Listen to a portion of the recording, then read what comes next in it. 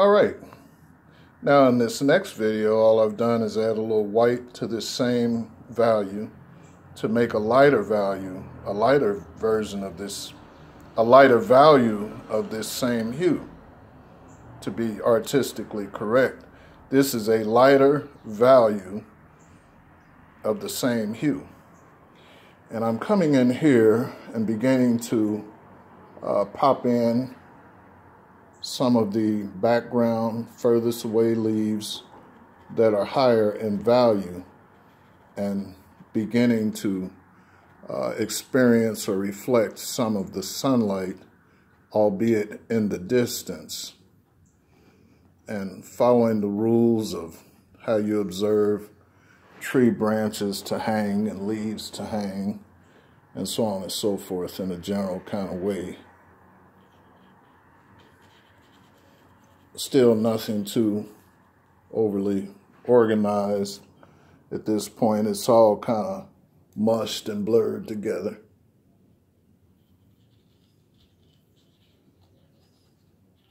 And here you can see where some of it overlaps branches that are in the distance.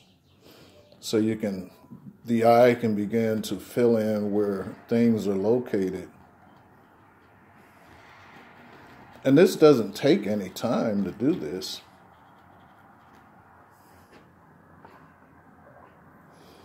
It's all about knowing where things go, not how long it takes to do it. Some things do take time. This isn't one of them.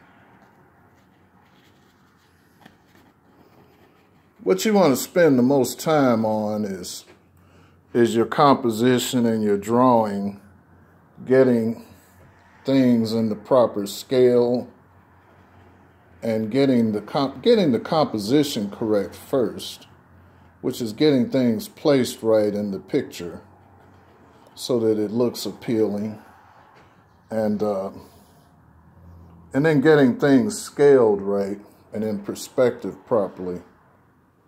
Because you don't want to get almost finished with your painting and then your whole perspective is off or something.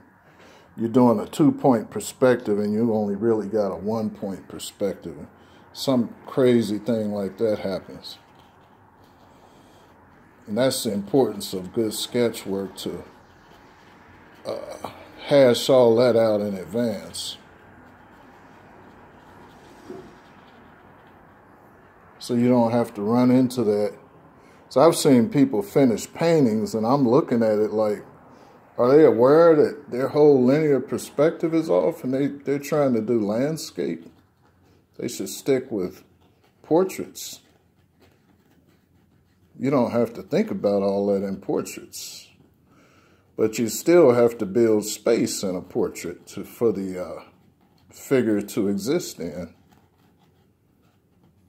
There's still some of the same considerations on a smaller scale.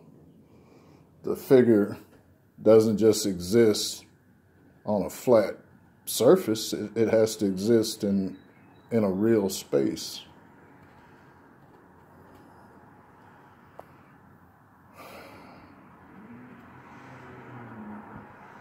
Now, I found when you do trees, you have to vary the direction and flow of the leaves, or else when you're done, they'll all be going in the same direction, and you don't want that. That looks boring.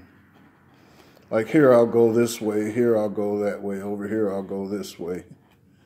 Because you want to have some kind of texture to it, not just a pattern where it's all going one way.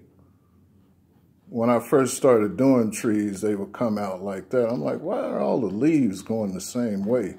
It's not the leaves, it's my brush strokes that were all going the same way, and I didn't realize it. And then you got to be able to upstroke sometimes, because some leaves point straight up toward the sky.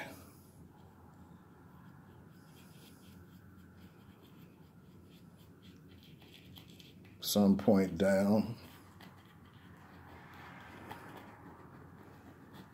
You know? In other words, just mix it up. If you mix it up, you can't go wrong, because the more mixing up you got, the merrier. And leave spots in there for the imagination to fill in the blanks. In painting, you don't want to spell everything out for people. You got to leave something for the imagination. And now when you fall back, it's starting to look like a tree. Slowly but surely, it's starting to look like a tree. And anywhere where it looks unnatural, like these flat lines, mix it up and create some abstract spaces. Some abstract edges, I mean. Like this. And there you have it. So that's 15 minutes.